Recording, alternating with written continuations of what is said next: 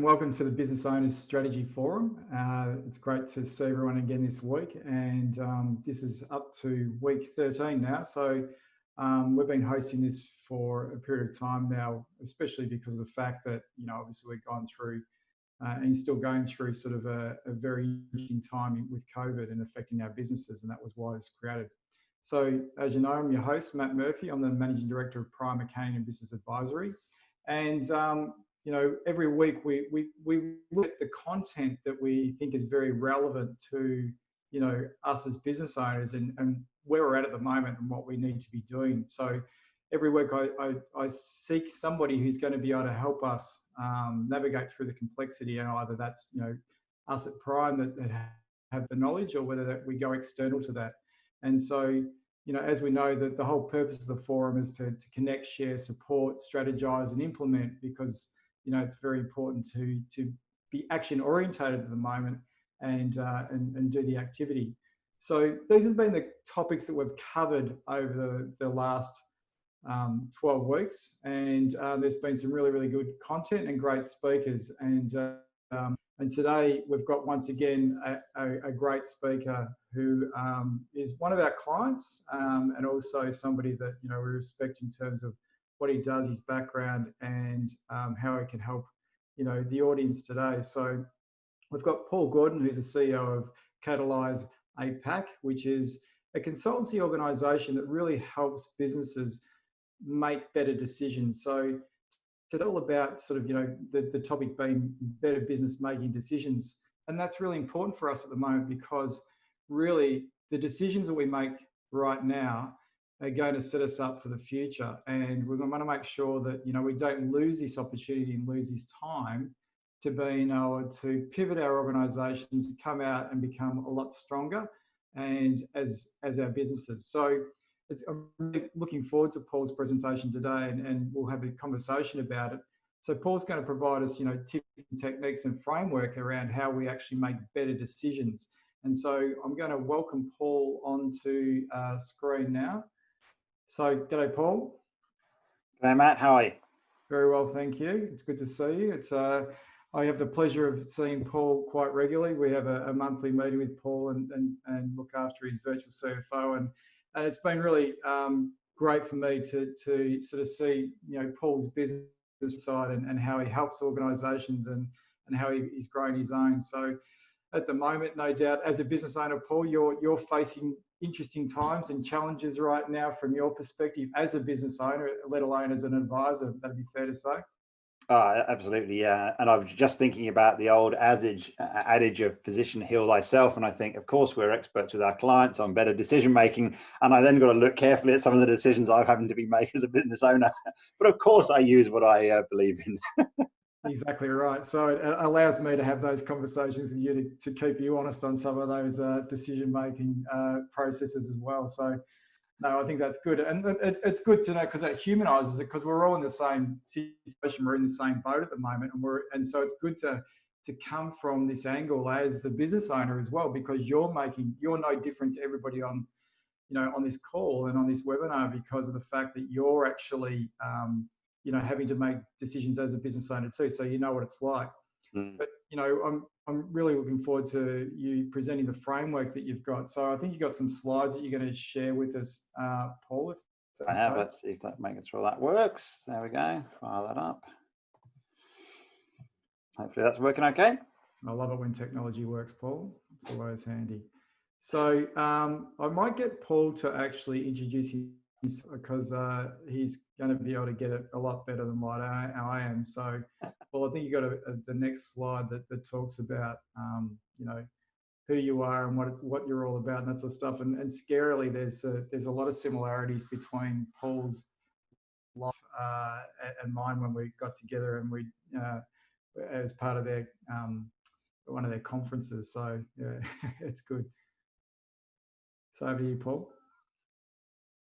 Thanks, Matt. Great to be here, and I love this opportunity. It's such a privilege to be working with you and with this group of amazing business owners on this in this session. So,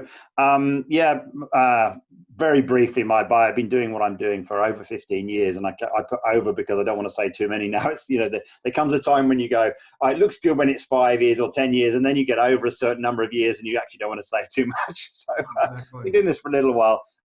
My commitment is transforming the way the world makes decisions that matter, and really to give everyone clarity and confidence in the decisions that they're making so that they're really committed to the outcomes. As you said, I'm the owner and CEO of Catalyze APAC. I also have 2 beautiful children and a beautiful wife, so and sing a little bit and occasionally drink the odd glass of wine. So, a portfolio life, should we say. And mostly what I'm working with in what I do is often very large organizations in the public and private sector, doing a lot of work in the federal government at the moment, which, as you might imagine, in some of these particular times, there's a lot of help in decision making required. And feel free, anyone on the call, to point the finger at me for some of the decisions you might not like that you may have seen.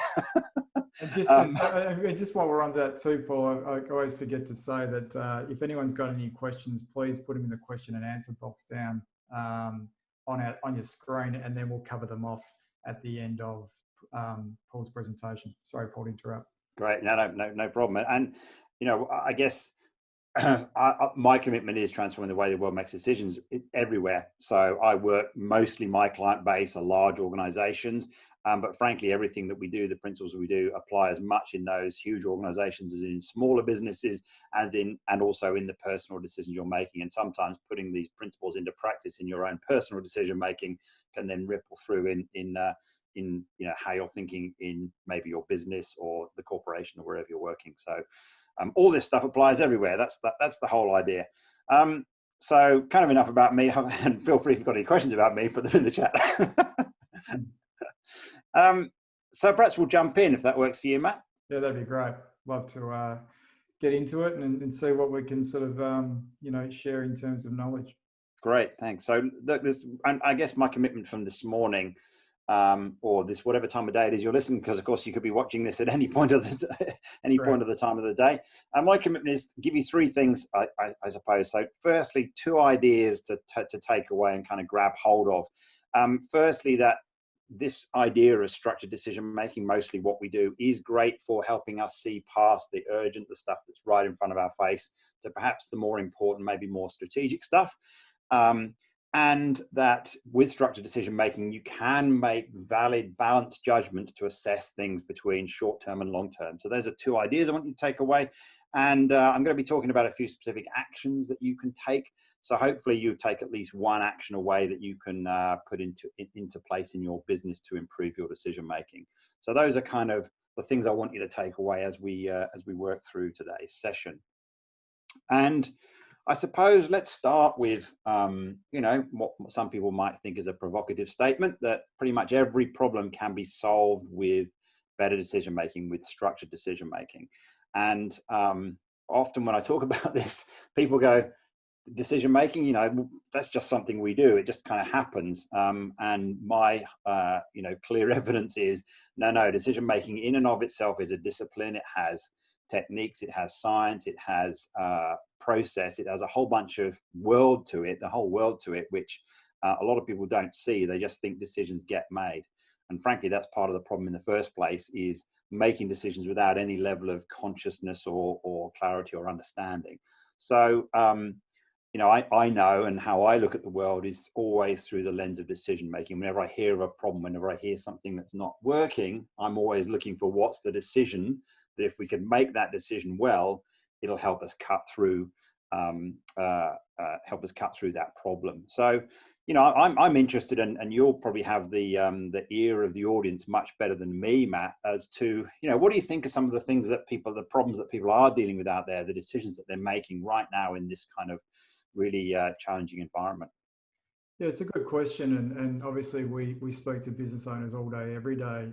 And this time of year, you're naturally going to go into forecasting and budgeting for the next 12 months. And really, that's just a natural thing that's occurring. I suppose what's added extra complexity is what we're dealing with COVID right now. And so what we've been talking about in some of the previous sessions that we've had is, how do you actually plan in this particular time, especially because of the uncertainty? And so really a lot of the businesses that are actually doing their budgeting for the next 12 months are starting to say, well, okay, what will the demand for my product or service be in the future? And so therefore, how much, product should I order now, for example, or, what sort of resourcing do I need to actually have in our business to be able to meet the demand? Because the demand is probably the biggest unknown at this particular point in time. And so obviously there's an art and a science involved in trying to determine that. But I think that's probably the biggest issue facing business owners right now, bigger than normal, because it's still an issue for everybody when they're doing their budget. And Paul, I sort of, we have that conversation on a personal level too about your business in terms of making sure that, we're focusing on the next 12 months and what that might look like. So I think right now, that's really the biggest and the conversation most often at the moment. Right, great. Well, that's, and I know we totally relate that to myself. I'm a service-based business, so I'm looking at resource planning and what might that look like. And of course, the usual historic view doesn't necessarily apply because we've gone through this kind of point discontinuity, I would say, with the coronavirus and everything. That is causing us all to have to look differently. So, so let's use that as a kind of background example as we go through the material to make it relevant to everyone. But everyone who's on this session, you may have something else that you're dealing with. So I just invite you to think about that, have that in the top of your mind as I talk through some of the principles of structured decision making, so that you can see how this can apply directly to you. My commitment is you see a new insight for your own challenge that you're dealing with. But let's talk through that example. So firstly, I just wanted to a little bit of, I guess, context for us. So, everyone watching this, I show you that picture. And if I said to you on a scale of 0 to 10, where 0 is the worst possible holiday ever or 10 is the best possible holiday, what would you think? So Matt, what do you say? When you 0, 10, 5? I debate this with my wife a lot about whether we should go on a cruise because we've never done it before. And I debate whether I'd get too cabin fever bound on a cruise ship or not. And I think, that was a history. Now that we've gone through COVID with the Princess, I dare say that our interest in cruise ships right now is probably less than it was before. So I'd say close to being probably from the down at the 0 end to the 0 to 5 rather than 5 to 10 would be. So call it a 2. Thanks, Matt. And of course, perfect illustration. So this slide is actually with some real data where I asked this question for a group of people.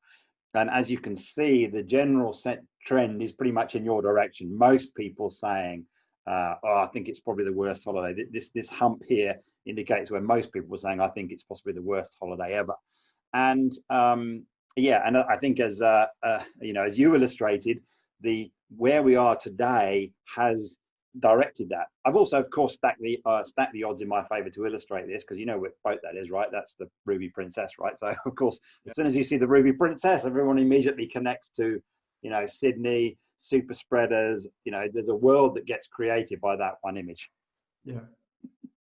And that, I guess, is one of the things that makes decision making hard, because the balanced, nice, considered decision of what kind of holiday should we go on, and of course we could draw this parallel straight away into what kind of product should I be looking at into the future, what's my consideration of future market demand, is immediately skewed by the current environment that we're in. And this is what we call a unconscious cognitive bias, availability bias. Our opinions are very given by what we see around us, and especially in the world of fake news and opinion and social media, all that, it's really influencing our decision making in ways that perhaps might be completely unconscious to us. So part of our job, of course, is to cut through that and be able to step back and make a more balanced decision. The other little fun thing for you. So if you see this photograph, face first abseil down a skyscraper, is this a terrible idea, 0, or a great idea? What do you reckon? Given my profile, I'd say it's a great idea. So call that an 8 or a 9 for me. But I'll hold you to that, because this actually was me last year, and it'll be coming up again soon. It looks like we'll be doing it together. Exactly. I look forward to that. Well, and when I asked that same question of the same group of people, here's the kind of the response that we got. And I suppose the point of this is, you take 10 people and you ask them their opinion, you'll get 20 opinions. So there's a kind of world of differing opinions out there, which also makes us as we make decisions, really hard. And I know you'll know this in a kind of advisory sense. I suspect many of your clients are coming to you saying, I've got some people saying, the world's going this way. Some people are saying the world's going this way. Some people say hang tight. Some people say invest. There's all this opinion coming at us. I suspect you see that, don't you? Yeah, all the time. I mean, and that's the point, that, you've got to work out who to believe. And we joke about this, that there's always three opinions in the economy all the time. Those that think it's going to go up, down, and then those that think it's going to stay the same. And the reality is someone's going to be right. Exactly. Yes. So, that's another thing that makes us, as humans, our decision making harder, as these opinions and more opinions coming at us, and they're all different. And maybe there's some opinions that matter to us and some opinions that don't matter. How do we pick all that apart? This is kind of, I guess, the world of what we're dealing with. And so I suppose, and I could when I put this slide up, and typically when I talk about what makes decision making hard, I've just picked out 4 things that feel like they're very current to us right now. And frankly, I could put 40 things or even 400 things on this slide. And often, there's so many different factors that make it hard. That's one of the consequences, is we just go, it's too hard, and I'm not going to make any decision. So no decision is a poor result. And just to kind of touch on a few of these things, so obviously I talked about availability bias, and as soon as you see newspaper headlines and things, it drives our opinion in a certain direction. There's a strong cognitive bias called status quo bias, which, as humans, we want to hang on to what we've got. We don't want to look forward. We don't want to have too much change. And so, that's a lot of people will have been shaken in the current environment where the status quo has been taken away. What we take as normal for granted doesn't exist anymore. So that's making decision making very hard for people to kind of see past that. There's all this world of opinions, and of course, you said it earlier, uncertainty. Now, I've got lots of interesting thoughts on uncertainty, because frankly, every decision we make is full of uncertainty. The future isn't written. No one has the crystal ball yet. So of course, we're making decisions about in an uncertain future. It just happens today, people have had a big light shone on what uncertainty looks like, and when the world goes away that no one expected it to go. So I don't think there's anything in the current environment that's meaning uncertainty is more or less or better or worse than it has been in the past. It's just more conscious to us and more visible to us. So, all this world of things is what's making decision making hard for us, what's having it difficult as business owners, difficult as human beings. And a bit like you said at the beginning, one of the things that's interesting in this current world is it's kind of a leveling environment. Everyone is facing all these externalities, this uncertainty. It's not as though it's just hit a particular person, a particular geography. It's global. Excuse me. So, well, all very well. What about that? That's all interesting, and we all believe that. And I suspect you'd be the first person to nod and say, yes, decision making is pretty hard, and that's exactly why firms like yours and mine exist as well, to help people cut through some of that. Exactly. So, I'd what I guess to offer, really, this is really where we're getting to, is so what about that? How can we help cut through this uncertainty, all this cognitive bias, etc. And I guess after doing this for 15 or so years, working with all sorts of sectors in all sorts of settings, there's really 4 core principles to structured decision making that help us cut through this. And I'm just going to whiz through them, and then we'll jump into a bit of a deep dive. So I'm interested in your reflections, particularly Matt, from what makes this relevant in this context we're in at the moment. So the first thing is this principle of process before content. What we mean by that is get your decision process lined up before you jump into the decision and the content itself. And, I guess in your world, that's like, get all your ducks in a row first before you go, oh, that's the right answer, which is often counterintuitive because it's very tempting. The shiny thing comes past us, the new opportunity over there, that particular opinion to drive us into a decision. So core principle number 1, let's get process down before content. Number two, and you're like this, particularly, of course, you have levels of rigor in your business that come from, you know, regulation and all sorts, is having an academic rigor to your decision process. So this isn't the world of toss a coin or roll a dice. There's actually some rigor underneath that. Ensure that your process has got some foundation in that. And there's a world of it out there. Decision science is a thing, as a discipline. Ensure active stakeholder participation. So, you know, every decision we make is impacted by many, many different people. And how can we pull them into the decision process?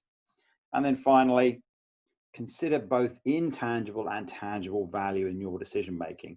And sometimes this is tricky, especially when I'm having conversations with accountants, for example, because, you know, unless it gets written down on your P&L, why might we consider that? Yet, of course, as many people know, and if you believe BlackRock, for example, the answer is organizations have to have their attention on intangible value as well as tangible value. And if you only look at the tangible value, only look at the dollars and nothing else, you're on a hiding to nothing. Yeah. So those are kind of the four core principles of structured decision making. And let's jump into them and kind of see how we fare as we think about these through that lens of what people are dealing with today, looking for maybe demand forecasting, planning their resourcing, etc. So firstly, process before content. And, you know, we know about horses and carts and which order they ought to go in, and frequently people get them around the wrong way. And in fact, you know, when I talk about this, people often go, that's backwards. You know, it's the opportunity to buy, let's say, the new car that has me make the decision. So I see the content and then I go, oh, I'm gonna decide. And in fact, the reason this is such an important principle is to break through that, is to not have us make reactive decisions, ill-considered decisions, just because the opportunity has presented itself. So, you know, when we talk about process, everyone has their own mind. That's why I've stuck the dictionary definition up there. It's really a series of actions or steps that we can take that achieve a particular outcome. And what I mean is decision process. So the process for making a decision. And, you know, what does decision process looks like? It looks like things like get your data together. It looks like get your people together. It looks like find maybe a way of choosing between options, evaluating, scoring, whatever that might look like. It looks like writing things down, and it might look like getting things signed off. And of course, in you know, a decision process that we might be thinking around, particularly forecasting, the end point of that decision process might be the commitment of the forecast. Okay, yeah, we've signed off, the budget's lined up. That's the end of our decision process. So what are the steps back up to that might look at maybe some scenarios, maybe some different points of data, maybe getting some opinions, etc. Those are the kind of steps I would think of in a sort of decision process that I suspect people are facing right now. So Paul, is it sort of like the process of getting the content and the context? So therefore you're actually putting together the framework to gather all that information as part of the process. That's fundamentally what you're talking about? Exactly right. Yeah. So what I mean by process here is probably all that gathering, get the context clear. What's the outcome we want to achieve? What's the environment we're in? Bring the pieces of content together. What are the alternatives? What are the different ways we could do? What might some scenarios look like? Bring all that together, get all that lined up first before you then jump in and start kind of playing with it and trying to work out what the right way forward is. And one of the reasons why this is such an important principle is because it allows us to have a conversation about process, which is very non-contentious. No one's going to argue with the process of here's how we're going to get from A to B. They'll argue with whether the outcome's the right one, but we'll deal with that later. So it helps get people on board, people lined up, and allows people to participate in a very active way. And it's, yeah, helps cut through some of that contentiousness. One of the things I like to say, kind of not necessarily widely, but of course it puts the argument off till later, because we know as soon as someone says, should I buy more or less of this, or should I have more of these products or less of these products, it's going to get emotive, it's going to get very personal, particularly if it's in somebody's different business accountabilities. Who knows? Well, we want to have that conversation once we're at least on the same page first, rather than start there. So that's we're talking about taking it up a level. So instead of getting bogged down in the actual detail of the decision sort of thing, you're going to take it up into the framework stage to ensure that we actually go through a process, as opposed to just, because I see people all the time just getting bogged down with the decision itself as opposed to the process to make the decision. Is that Is that the process you're talking about there? Exactly right. Yeah. And one, one thing I'll offer straight away, and what I'll say actually, Matt, I'm sure you've got a way of managing this, but right at the end, I've got a simple worksheet that we'll make available to anyone on this call, which basically has our 4 principles, some actions that you can take, just to give you a bit of a thought starter to go, I'm facing this decision. Let me sit down with my A3, scribble a few notes. So we'll make sure everyone gets a downloadable version. We've got a landing page where all these recordings are recorded, and also where all the content and all the slides are actually stored as well. So appreciate the fact that you're offering that up too, Paul. It's generous. Yeah, great. No problem. That's my pleasure. So an action you can take here, whatever it is you're grappling with at the moment, just sit down and start to think maybe what are the 5 big steps in a decision process. And we'd always say start with the last step first and work backwards, and then that way you're on the right track, I guess. So that's process before content. Our next core principle is academic rigor. And like I said, for many people, there's a surprise that there is even a thing called decision science. It's a very broad discipline that covers all sorts of direct dimensions, from social process, emotional process, psychology, decision making, all the way through to economics, mathematics, and some of the more numerical based disciplines. That's all wrapped together in decision science. And if we want to make good, robust decisions, we've got to base them in some kind of academic rigor. Not least because ultimately, once we've made decisions, they may well get unpicked later. Someone may challenge them. They may be open to stakeholders popping in and saying, "What have you done?" And if you can point to a rigorous foundation, then you're on safe ground. I mean, it's very similar, of course, to the principles of accounting. Everyone knows you follow those rigorous principles, and if you don't, you are, one day the ATO might come and find you. So get yourself set up for success in that way. And it's, I like this image because one of the things in decision processes is this idea of scales. What do we mean by scales? Fish scales, maybe scales for weighing things, but scales for making judgments, for choosing between things. Oh yeah, that thing gets a 5. Your choice of a cruise holiday might get a 2, or your choice of abseiling might get a 9. Well, that's a scale. So how do we use those scales? How do we add those numbers up? People use them all the time. Things like SurveyMonkey allow us to do these very easily. But without a bit of rigor in how you deal with your numbers, in the same way as the rigor in the financial accounting numbers, without that rigor, you'll end up with the wrong answer. So really important to have a basis that allows you to say, oh yeah, when I add these numbers together, my best answer might be the highest number. I can stand confidently behind that. So this is what I would put in the category of known information and known data. So whenever I'm doing forecasting, I want to know what the knowns are as opposed to the unknowns. So this would be in the category of data that you would know. Would that be fair to say? Yes, yeah, exactly. And I guess a key point there is, and data is a great place to look, is that there's data, and then it's how valuable that data is to you, and making sure you're clear on that relationship. Because sometimes, and I use a poor example, but if we're about to buy a car, I'm about to make a decision on that, and there's a lot of data about the cars that we might be looking at, particularly data on fuel economy, environmental impact, safety ratings, all these numbers. And the thing is, if we just take those numbers, add them up and give us an answer, it'll be a very odd answer. There's a relationship between the numbers and how valuable they are to us. And that's the bit that you want to get right. And it's exactly the same in the forecasting process as well. $1 is not necessarily the same as another dollar. A dollar in this sector might be more useful to me than a dollar in this sector because it diversifies my business or it solidifies, whatever it might be. Getting clear on that distinction helps us get a much better way forward. Which comes back to the, getting what you want, which is a theme that we've spoken about historically in these sessions, about making sure that you understand what you want. So you're putting the data through that bias, I suppose, is what you're saying. Yeah, exactly right. Yeah. And I'll say a bit more about getting what you want in a moment as well. So something for you to take away, this is will be on that worksheet that we'll give you. As you think about your decision that you're trying to make, think about the data that might support it. And then just kind of categorize that data. Some of it you're just going to use directly. I'll just add up those numbers. Some of it you want to put through some kind of assessment or scoring process.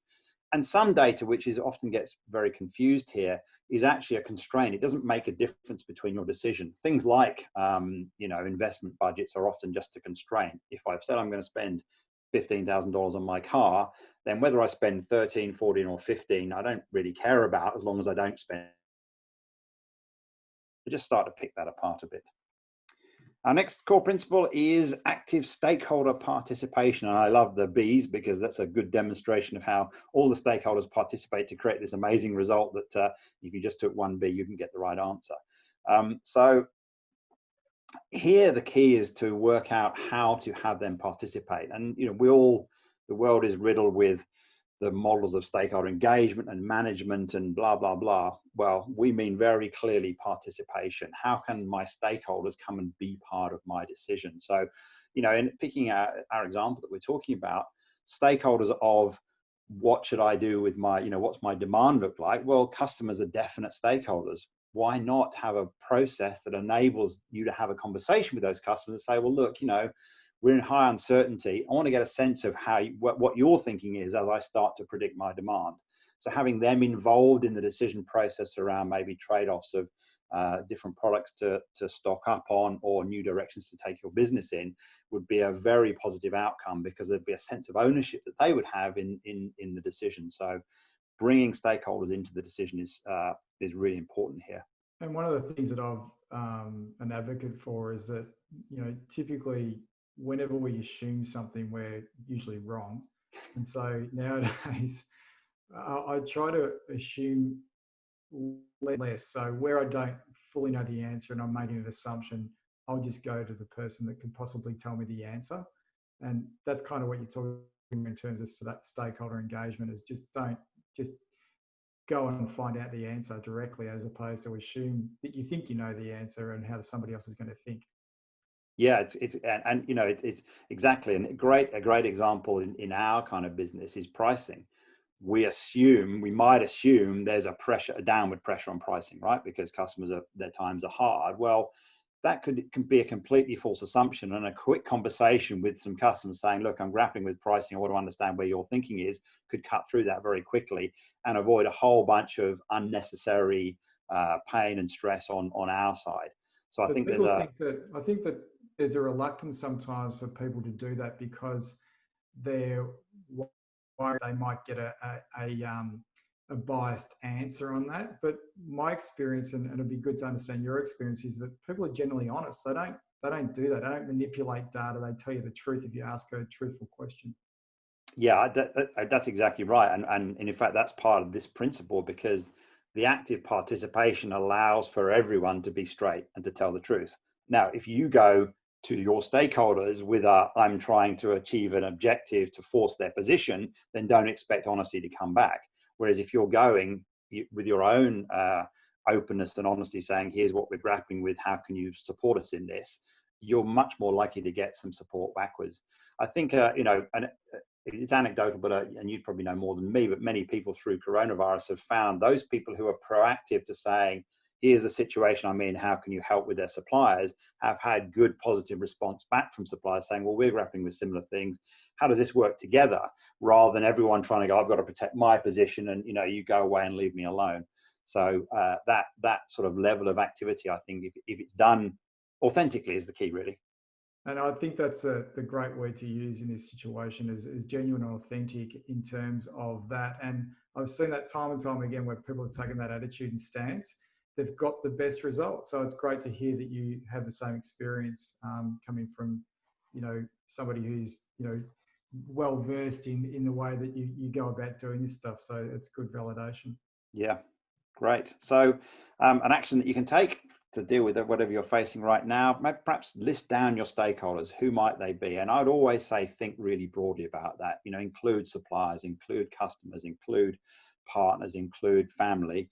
List them down, and then maybe a simple prioritization process allows you to go, who's the most impacted by this decision, whatever it might be, because that'll allow you to focus your thinking on who best to involve and how in the decision process. So just a simple bit of, sometimes stakeholder mapping can take forever. This just needs to be a simple exercise, and you'll see on our worksheet, there's literally just a few lines in a table. So our fourth and final principle, and I love this one, and it comes back to what you were saying a minute ago about what you really want, is this idea of build in intangible and tangible value into your decision process. There's so much cognitive bias that drives us towards only what we can measure. And, I like to argue with those people to say you can only manage what you can measure. I completely disagree with that, because actually what happens is if we don't take the intangible value into consideration, we frequently end up with this, in a personal world, of buyer's remorse. You're driving down the street in this brand new car you've just driven off the lot, and your feeling is not great. Your feeling is, because maybe I made the decision only based on the fuel economy and the safety, and nowhere in my decision did I consider my brand association with the brand. Did I consider, is this the color I like to be seen in? Because, as human beings, we go, oh, I shouldn't really think that, should I? And the challenge here is, the key in this principle is to get clear on everything that you value about in your decision and make sure your decision accommodates that. It's also the place where we start to think about that short-term, long-term view of the world. It's very easy, again, dealing with the urgency is the only things I care about are tomorrow, are dealing with this, dealing with that. But actually, we do care about the long term. We care about the long-term sustainability or growth of our businesses. And if I ignore that in my decision making today, it might work for tomorrow, but it's going to put me in a very poor place. So Paul, what does intangible look like for business? You sort of mentioned it on a personal level, but what are the sort of things you're talking about when you're talking about?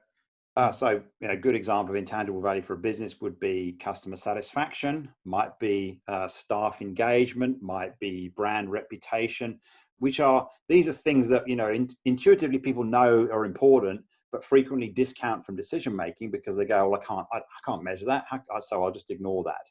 Mm-hmm. And I think this is another really interesting example in the current environment, because my view is, I don't know your view, but my view is those businesses that who they've been during the coronavirus, how they've interacted with their suppliers and their customers, if they've thought carefully about authenticity, about what they're dealing with, that intangible value of reputation and kind of being, in for a good cause, I think will stand us in very good stead in the future. And we'll see those businesses that basically turned a switch off and said, go away, leave us alone, we're in trouble. I think they're going to find it much harder to come back. So it's really thinking of all those dimensions at the same time, as well as, of course, the tangible stuff. Yeah, we need to generate profit. We need to generate revenue. Mm-hmm. And often that piece you said about what do you really want, what are you as the business owner in business for, most often sits in that intangible realm. Yeah, it might be stable financial future, intergenerational wealth or whatever, but it is also self-fulfillment on my own purpose. It is also having the world be a better place. And those intangible things, without them, if we ignore them, we will find ourselves in uncomfortable places. And I know you believe that. I know that's a firm place, because that's where you always start in your first conversation. Why are we doing this, right? Yeah, no, absolutely. And I think what you've just explained there is a good balance between the two. Exactly. And it's, there's trade-offs in everything that we do, and the job is to have them all on the table so that we can make them consciously. And so, action you can take, the thing you're dealing with, just write down what are the outcomes we're going for, and often start with the tangible stuff, because that'll pop into your mind straight away. Oh yeah, I need revenue, I need cost savings, I need this, and then start to think more broadly. And a great place to look is that stakeholder list, because if you imagine you were, let's say, one of your customers or one of your suppliers, what does value look like to them? Oh yeah, value looks like to them, I don't know, speedy payment of invoices. Well, actually, if I put into my decision-making process accelerating my invoice payment cycle, that'll buy me a lot of reputation. Why wouldn't I do that? So as soon as you start to think about what value looks like to your stakeholders, it can change some of your own decisions that you're making. Makes sense. So putting it all together, those are 4 principles. And, we've given you some actions that you can take away. As I said earlier, we'll give you I'll flash up a picture of it in just a moment, a worksheet that as a kind of reminder. Just one other little piece of the jigsaw puzzle. Typically when we're working with these kind of larger organizations, we build these core principles into a framework, what we call the P5 framework for structured decision making. And it starts to get some process around the whole thing. So thinking about planning my decision, designing that process, preparing, bringing the data together, as you talked about earlier, bringing my alternatives, my options, my criteria, maybe rolling things together to prioritize, to get a sense of where I should be putting my investment or my future resource, and then package that up into something that makes sense, which, you know, in your case looks like perhaps a forecast for the next 12 months. And then of course present that, maybe that's to the board, maybe that's to stakeholders or whoever. So kind of round the outside. So one of the things that it I is a see, whole process that sorry, Paul, one of the things that I see when I look at these sorts of presentations and slides and stuff like that is that you know, that's sort of okay for large business where there's, but as a small business owner, you don't have a lot of time, you're nimble, and you experience this every day yourself, Paul. So I like the structured thinking, I like it, but it kind of feels like it's going to take time and complexity and process. Is that so? Can you actually scale this down into perhaps the business or the business owner's lens? Yeah, totally. And in fact, some of this thinking started from very small, kind of quick decisions. Now, I will never pretend this is panacea. So if what you're making is highly operational decisions, you know, if you literally moment to moment, if it's the core engine of your business, then of course how you do that will be how you do that, and that's effective. And what you don't want is to hamstring that with too much process and too much structure. But as soon as you start thinking about anything that we would consider strategic, whether it is a small business planning the next 12 months forecast, or a multi-billion-dollar corporation looking at which markets to address next, all these same principles apply. And this kind of process around the outside can take you a week, or it can take you a year, depending on how it scales. So it's frankly, what I would always say is that the principles are the key piece, which is, I guess that's where I've emphasized today. And those principles, absolutely, if you just took one or two things from today, a couple of actions in a decision that you're making based on those principles, then you'll be in good shape, I think. Yeah, awesome. So with that in mind, that's kind of, I guess, brings me to the end of the bit I wanted to cover. In summary, decision making is hard. We know why. There's multiple stakeholders, there's different opinions, there's perspectives, uncertainty, of course. And the principles of structured decision making do solve business problems. They're great to see past the urgent to the important. So we can deal with the urgent, we mustn't forget that, but by looking at intangible value, thinking about process, that helps us address that. And we can look at the long-term, short-term trade-off, which is something I think everyone's going to be grappling with right now. There's 4 core principles. I've given you some actions. And as I promised, we'll be giving you a PDF version of this worksheet that just gives you a place to, I guess, get your thinking in order. And literally, this could be a 5-minute fill-in, or you could sit down with your team and work through it. Paul, that's been awesome. And, you know, definitely, I think that I love sort of process and framework and structure, because I believe that the reasons businesses thrive compared to being mediocre or even die is because of the fact that they don't build the necessary structure in place and a framework, and decision making is a structure and a framework, which is what we created. It's about the discipline of sticking to that process, and then it's the accountability around it in terms of making sure that somebody's responsibly driving that forward. And so this fits nicely into that whole process, and it really is the formula, I believe, for successful business and successful organizations, and that's obviously why your business exists and why you're helping to make the world make better decisions as your purpose and your why. And it's really important, and I think it's great, especially, I mean, you know, the world is uncertain at the best of times, but at the moment it's more uncertain, as we know. And so it's more important today because I think you've got less chance of getting away with not doing this. Yeah, that's right. If you don't, and that's why I think it's great that you've provided with a process, a framework, lots of thinking around it. It's giving us some food for thought, and every time we're now making a decision around what we should do about our organisation, we should be thinking about a process and a framework and a structure. So I really appreciate that today. Is there any sort of last words that or any other advice that you wanted to give to our audience? I think pretty much you've said it. In fact, I guess if you take nothing away other than this one thing, the thing is, when facing these decisions, is first thing to do is pause rather than jump straight in. pause and go, how am I going to make this decision? If you do that, it will pull you away a little bit from that emotional urgency, stress, and just go, oh, just a minute, there are ways I can make this decision in a more structured way. Let me apply those, rather than no, I've got to get on with it, haven't got time. I think that's the one thing I'd say is just give yourself the benefit of that pause that allows you to then have a bit more. Cool. Paul, was that you or me in regards to actually, I think either I just froze or you froze then, Paul. Oh. So what was that last? You were just about to say the last couple of words, just in case it was you that froze and not me. Oh, okay. Yeah, the last couple of words were give yourself the benefit of the pause so that you can have your decision making in a more considered way, and then that will allow you to move forward rather than just get caught up in the swirl of it. Okay, cool. So just if you want to unshare your screen there, Paul, yeah. We just got one question coming through. So where does risk come into the decision-making process? I think that's a good question that somebody's written in for us to discuss.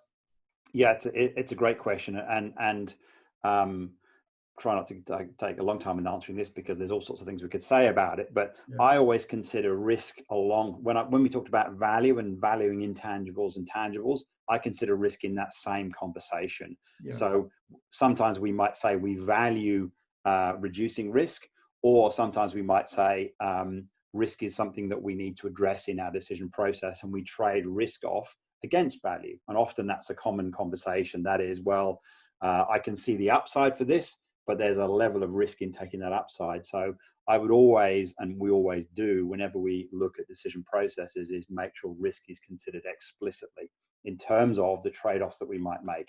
In fact, as everyone knows, the triangle of cost, risk, and benefit, and basically you can't have all of it. So somewhere something's got to give. If you're going to decrease your appetite for risk, it may cost you more, or you may lose some benefit.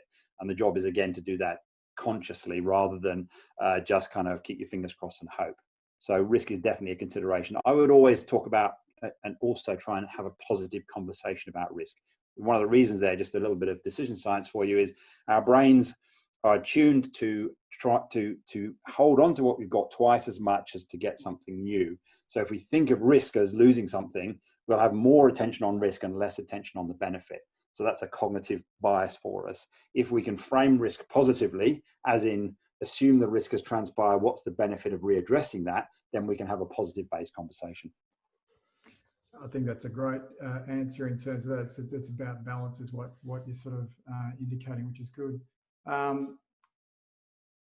So just one other question before we, just conscious of time, but can I use decision making in my business strategy development, or is it for implementing decisions in the best way? So not sure if that makes, from your point of view, you can answer that one, Paul? Yes, the short answer is yes. And there's a distinction.